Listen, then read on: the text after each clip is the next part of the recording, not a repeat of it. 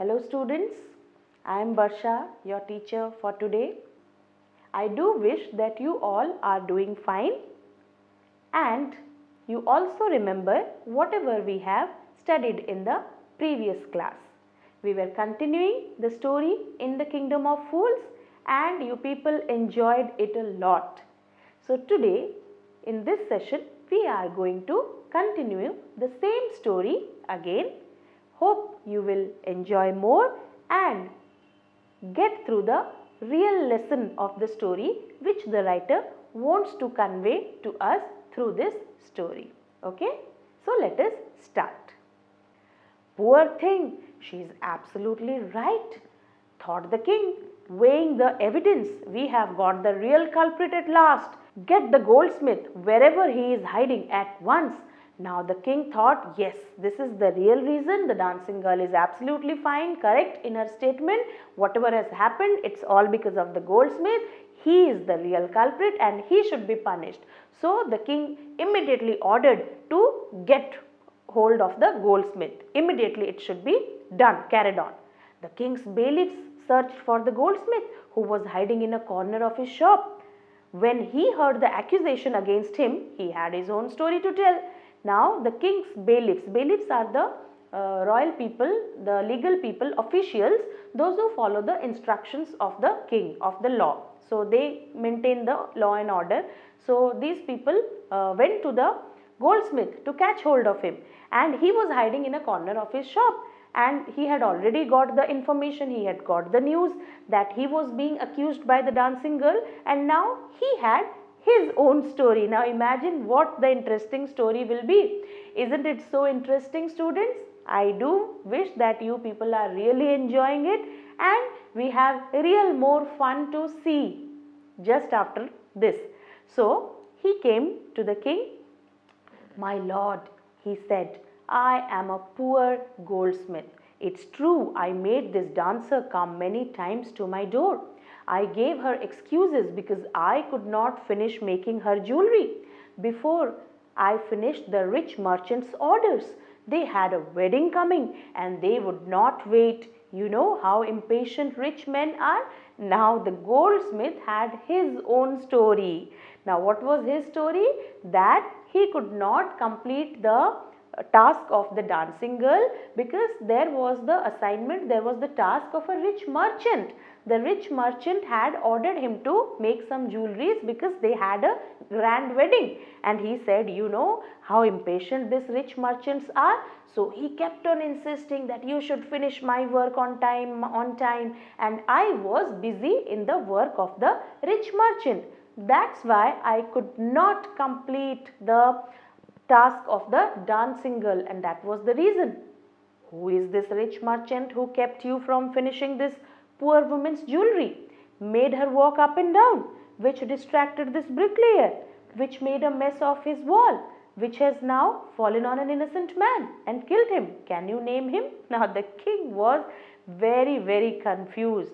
He inquired again from the goldsmith that who was this rich merchant who had ordered you to finish his task for which you could not complete the poor woman's jewelry and for which she had to walk up and down the street, that which distracted the bricklayer and for what the wall was not built in a proper way and for that reason the poor burglar, who was very innocent according to the king, was dead now.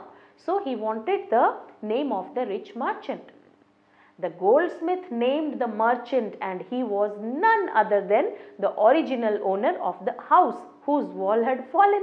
Now justice had come full circle, thought the king, back to the merchant. When he was rudely summoned back to the court, he arrived crying, it wasn't me but my father who ordered the jewelry. He is dead. I am innocent. Now the goldsmith, he named the merchant. It was the same merchant. You know which merchant? It was the same merchant who was the original owner of the house whose wall had fallen on the thief. So the king thought, wow, that's so wonderful. It's the natural law that the justice never goes to the wrong person.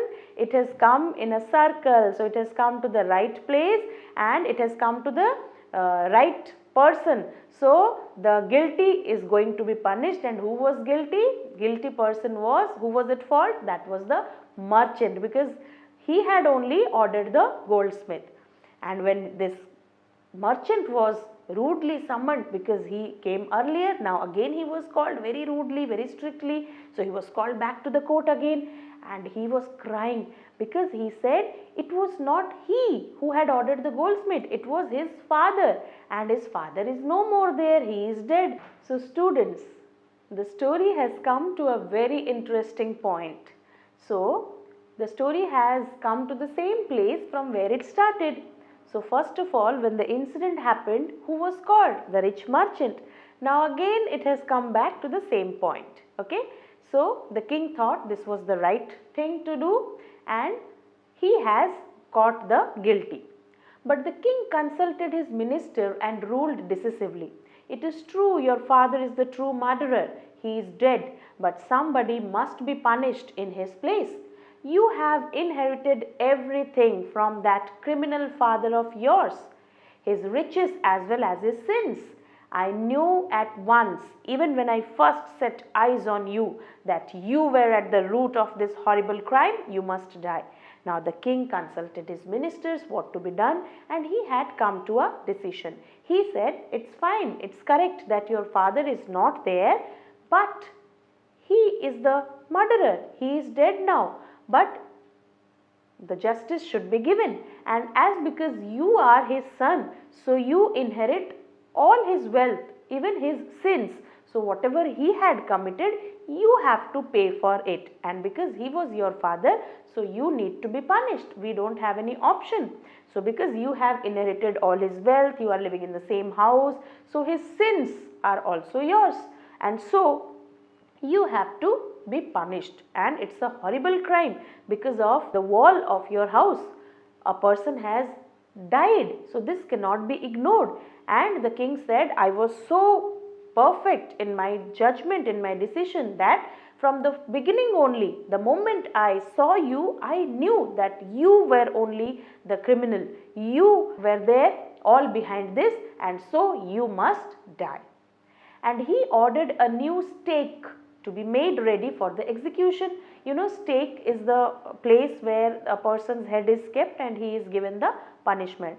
So the execution part, the punishment part is given like this, and so for that he ordered a new stake to be made ready for the execution of his order. As the servants sharpened the stake and got it ready for the final impaling of the criminal, final impaling means the final punishment of the criminal, it occurred to the minister that the rich merchant was somehow too thin to be properly executed on the stake. He appealed to the king's common sense. The king too worried about it. Now when everything was ready, the people, those who were handling the stake, they sharpened it, everything was ready, and when just the criminal, the rich merchant, was going to be given the punishment, okay, at that time it was visible to the minister that the merchant was not fitting the stake properly because he was very, very thin. So the stake has a proper measurement, so the person, the rich merchant, was not a proper fit for the stake. Now all of them were worried, the king, the ministers. So how could it be done? What shall we do? He said, when suddenly it struck him that all they needed to do was to find a man fat enough to fit the stake. Now imagine, now the justice is gone somewhere else. Now when they saw that the rich merchant was not fitting the stake properly, so now they decided that we have to find a person who was a perfect fit for the stake. Can you imagine the condition of this kingdom, where they have diverted themselves from the real culprit? Okay, so they are going to find out another person who is just going to fit the stake. He may not be faulty, he may not have any wrong intentions, he may not have even any knowledge about the crime, but he is going to be punished. Now see what happened next. the servants were immediately sent all over the town looking for a man who would fit the stake. So the servants spread everywhere and they were searching for a person who could fit the stake. And their eyes fell on the disciple who had fattened himself for months on bananas and rice and wheat and ghee. And now whom did they get? They got the disciple who had become a big fat man now. Why? Because he was eating continuously all the food. Let it be bananas, rice, wheat and ghee. So the food had made him very, very fat. And the servants of the king caught the disciple and they took him to the king. What have I done wrong? I am innocent. I am a sannyasi, he cried. He was very, very surprised. He was rather shocked that I have not done anything wrong. I am not at fault. How can I do something wrong? I am innocent. I am a sannyasi. Why have you brought me here? That may be true, but it's the royal decree that we should find a man fat enough to fit the stake, they said, and carried him to the place of execution. So the servants just said that it's the royal decree, it's the royal order which we have to follow, and we have been instructed, we have been ordered to find out a person who is fit enough for the stake, and so we are obeying the instructions of our king. He remembered his wise guru's words. The disciple at this moment remembered his wise guru's words. His guru had instructed him that you should not stay here because it's a kingdom of fools. It's a harmful place. They do not have their common sense. They do not have knowledge about what they are doing. So it may be harmful for you. It's not a safe place for you to reside. Now those words were ringing into the ears of the disciple, but he has no other option. His guru had already said, he remembered his wise guru's words, this is a city of fools, you don't know what they will do next.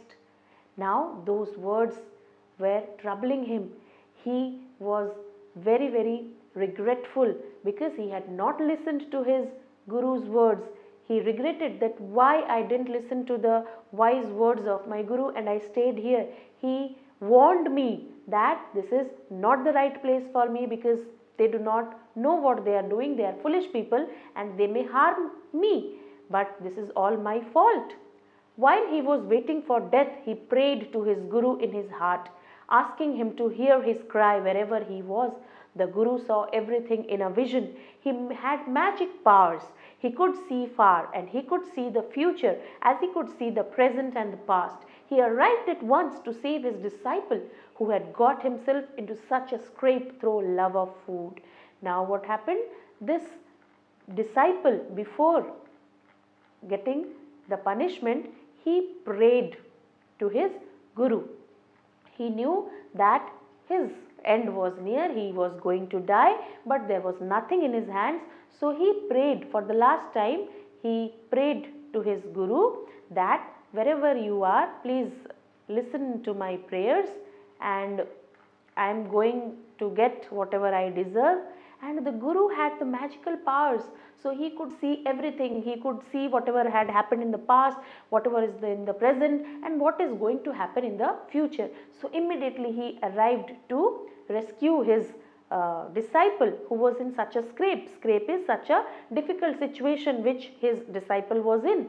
So he came here to save his disciple. The disciple was in such a troublesome situation only because of his love for food. Because he loved food, he wanted to eat food and the food was very cheap here. That's why the disciple agreed to stay there and that's why he had come to this situation. So the guru came to his rescue. As soon as he arrived, he scolded the disciple and told him something in a whisper. Then he went to the king and addressed him, "O wisest of kings, who is greater, the guru or the disciple?" "Of course, the guru, no doubt about it. Why do you ask?" "Then put me to the stake first, put my disciple to death after me." Now the guru had already thought of how to rescue his disciple, how to save the life of his disciple who was not at fault for anything. So just when he arrived, he scolded first the disciple that you are in the trouble only because of yourself And then he whispered something into the ears of his disciple, and then he went to the king and addressed him that, "Oh, wisest of the kings, you are such a wise king, and you tell me, who is greater? The guru is greater or the disciple is the greater one? Who is greater?" He had this question for the king, and the king, without thinking anything, just said, "Yes, definitely it's a guru. How can the disciple be greater than him?" Now the guru pleaded before the king that if you consider that a guru is a greater person, that please put me to the stake first. I am the greater person than my disciple, so you should put me first to the stake, and then after that my disciple should be put to the stake, but I should be the first one to be put at the stake. When the disciple heard this, he understood and began to clamor. Clamor means claim. "Me first, you brought me here first, put me to death first, not him." What a situation. First the guru demanded that he should be put to the stake first, and now the disciple was also claiming that not the guru should be put at the stake first, but he should be killed first. The guru and the disciple now got into a fight about who should go first. The king was puzzled by this behavior. He asked the guru, "Why do you want to die? We chose him because we needed a fat man for the stake." Now the guru and the disciple had a fight. They were fighting that, yes, I should be punished first. So the king was all confused, puzzled. He got confused. He could not understand that why this guru and disciple are fighting with each other to die first. What is the reason? So he asked the guru that, "Why are you fighting about the punishment? Why do you want to die?" "Because we chose your disciple. He should be punished because he was the right fit for the stake. He was a fat man and we got the fat man for the punishment. But from where do you come and why do you want to die?" "You should not ask me such questions. Put me to death first," replied the guru. Now the guru was very stubborn. He said, "You should not ask me any question. I just said you to put me to death first, so that should be followed." "Why? There is some mystery here. As a wise man, you must make me understand." Now the king was very confused. The king thought there was definitely some reason, there was some mystery cropping up, some secret behind it. So I should know about it. So he requested the guru that, "You are a wise man, you are a guru, you should please help me to understand the situation, that why do you want to die first? Will you promise to put me to death if I tell you?" asked the guru. The guru was very clever. He asked the king that, "Okay, fine, I would tell you everything, I would tell you the truth, but would you allow me for the death first? Would you put me to death first if I tell you the whole story?" The king agreed immediately. The king gave him his solemn word. He promised. The guru took him aside. Now the guru took him aside out of the servant's earshot and whispered to him, "Do you know why we want to die right now? The two of us, we have been all over the world, but we have never found a city like this or a king like you. That stake is the stake of the God of justice. It's new. It has never had a criminal on it. Whoever dies on it first will be reborn as the king of this country, and whoever goes next will be the future minister of this country. We are sick of our ascetic life. It would be nice to enjoy ourselves as king and minister for a while. Now keep your word, my lord, and put us to death. Me first, remember." Now the guru took the king to the side where the servants could not hear anything, and slowly in his ears he made up this story and told him. We all could know that this was a story which he made up, and said that we both, the guru and the disciple, have been moving all around the world, but we have never come across such a beautiful city and such a great king like you. And for your knowledge, I should say that the stake which is there in front of you, that is a stake, very precious stake, because that has no blood of any criminal. This is a new stake. So this is the stake of the God of justice. It's a very precious stake, and whoever dies first will be the king of this city, and after that dies on the stake, he will become the minister.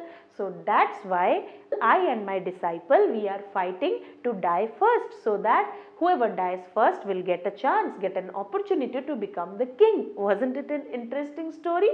To fool the king who was already foolish. The king was now thrown into deep thought. He didn't want to lose the kingdom to someone else in the next round of life. He needed time. So he ordered the execution postponed to the next day and talked in secret with his minister. It's not right for us to give over the kingdom to others in the next life. Let's go on the stake ourselves and we will be reborn as king and minister again. Holy men do not tell lies, he said, and the minister agreed. Now the king, when he listened to this story of the guru, he was in a thoughtful condition. He went into deep thought. He thought deeply that it would not be justified and fair enough that somebody else apart from our people would come and rule this city. So it is our kingdom. I am the king. So this should not be given to them at all. So he had a secret conversation with his minister, and what he did, they decided that they should be put to death themselves, so that they would be reborn as the king and the minister themselves. So the king and his minister had fallen in the trap which the guru had made for these foolish people. So they did not understand that this is not the way somebody can become the king and the minister if they go into the stake first. But they were foolish, they didn't have any common sense, and the king believed the guru because he said that the holy men never speak lies. The holy men never speak lies. This was the belief of the king. But here the guru had to save the life of his disciple. So in order to save the life of his disciple, he had to make up this story so that he could help and save the life of his disciple.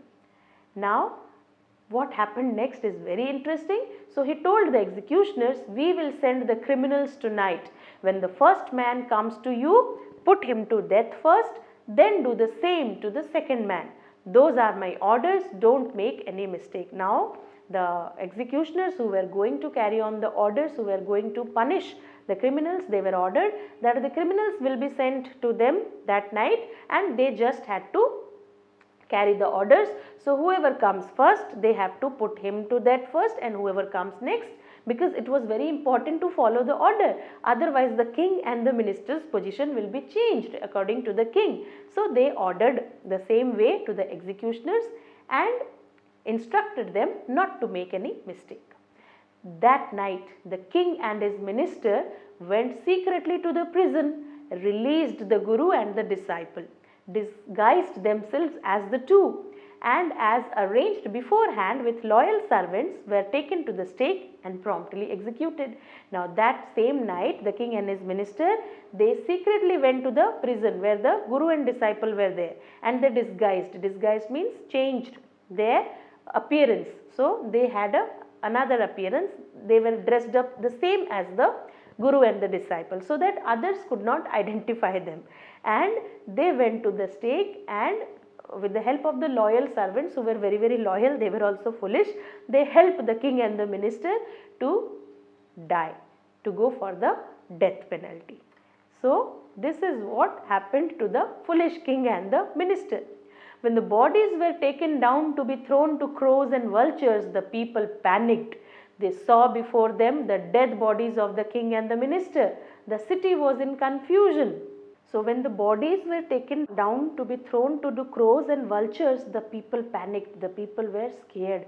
Why? Because they saw the dead bodies of the king and the minister in front of them. So the whole city was in confusion. Their king and ministers, they were dead. All night they mourned and discussed the future of the kingdom. The people in the kingdom were very much scared. They didn't know what was the future of the kingdom, and they mourned the death also. They were sad. Mourned means when you are sad about somebody's death. Okay, so that is called mourning, and they mourned the death of the king and the minister, but they were also worried about the future of the kingdom. Who would rule the kingdom? Some people suddenly thought of the Guru and the disciple and caught up with them as they were preparing to leave town unnoticed. So somebody saw that the Guru and the disciple, they were leaving the town, and they were hiding themselves and trying to leave the town. But they caught them and they said, they requested them, "We people need a king and a minister," said someone. Others agreed. They begged the Guru and the disciple to be their king and their minister. It didn't take many arguments to persuade the disciple, but it took longer to persuade the Guru. Persuade means when you request somebody, when you want somebody to follow you, somebody to listen to you, so you persuade. So it was very easy to persuade the disciple. He listened to them, but the Guru, it was not very easy. He was not convinced that he should be the king. But finally, after so many discussions, so many arguments, finally the Guru also agreed that he would be the king, and they finally agreed to rule the kingdom of the foolish king and the silly minister on the condition that they could change all the old laws, because it was very strange, it was very complicated, whatever the kingdom was going through. So they had a condition that they should be given the freedom to change the old laws, then only they would rule the kingdom. From then on, night would again be night and day would again be day, and you could get nothing for a doo-doo. It became like any other place. So after that only, when the Guru and the disciple took over the kingdom, everything went normal, and the day again started with the rise of the sun, and the night came with the twinkling stars and the moon. So it was back to normal, and the value of all the articles was not the same again. You could not find everything just for a doo-doo. So it became like any other place. So that's the story which tells us that if you are surrounded by foolish people, then you also are under problem, because the foolish people, they themselves create problems for them, equally they create problems for others. So it is better to avoid the foolish people. If the disciple in the story would have listened to his Guru's words, then he would not have faced a situation like this. We have already completed the chapter, and you all have also understood everything properly, isn't it? So next is the turn of testing what you have understood. So let us now discuss the question answers. Okay. So here are the questions. Let us discuss in detail. Name all the people who are tried in the king's court and give the reasons for their trial. So we already know who were the people, those who were tried in the king's court. Okay. Now let us see who all were there. The owner of the house, that is the merchant, the bricklayer, the dancing girl and the goldsmith were tried in the king's court. They all were tried because the thief died when the wall of merchant's house had collapsed. The merchant was tried for building a weak wall. The bricklayer was tried for doing his work carelessly. The dancing girl was tried for disturbing the concentration of the bricklayer. The goldsmith was blamed for making the dancing girl walk up and down to his house a dozen times. So these were the people and the reasons for the trial in the court of the king. Okay. Let us move to the next question. The question for you is, who is the real culprit according to the king? Why does he escape punishment? So the answer is, yes, you all are correct. The merchant's dead father was held responsible for making the wall weak. But according to the king, the rich merchant was the real culprit because he had inherited both sins as well as riches of his father. So he escaped the punishment because he was too thin to fit the stake. That's why he was not punished. Okay, and the disciple came into the picture. Okay. Now let us discuss the next question. The question is, what are the Guru's words of wisdom? When does the disciple remember them? Here is the answer for you. The Guru was full of wisdom and knew well that the unpredictable behavior of the fools could create danger any time. The Guru's words were, They are all fools. This won't last very long and you can't tell what they will do to you next. So these were the Guru's words of wisdom, and the disciple remembered them when he was arrested by the men of the king to execute merely because he fitted the stake. It was because of the Guru's words of wisdom that the execution was postponed. Let us come to the next question. The question for you is, how does the Guru manage to save his disciple's life? Yes, I know you all got the answer. You all are correct. The answer is, the Guru arrived on time to save his disciple and created a drama. He told the king that it was not an ordinary stake and whoever went to the stake first would become the king in next life. The second to die would become his minister. The king wanted to avail himself of the opportunity. The Guru and his disciple were released. Thus, the Guru managed to save his disciple's life. Okay? So, that was a very interesting story, and I do believe that you have learnt a lot from this story and would definitely execute it in your lives in an effective way. So, that's all for today. Thank you.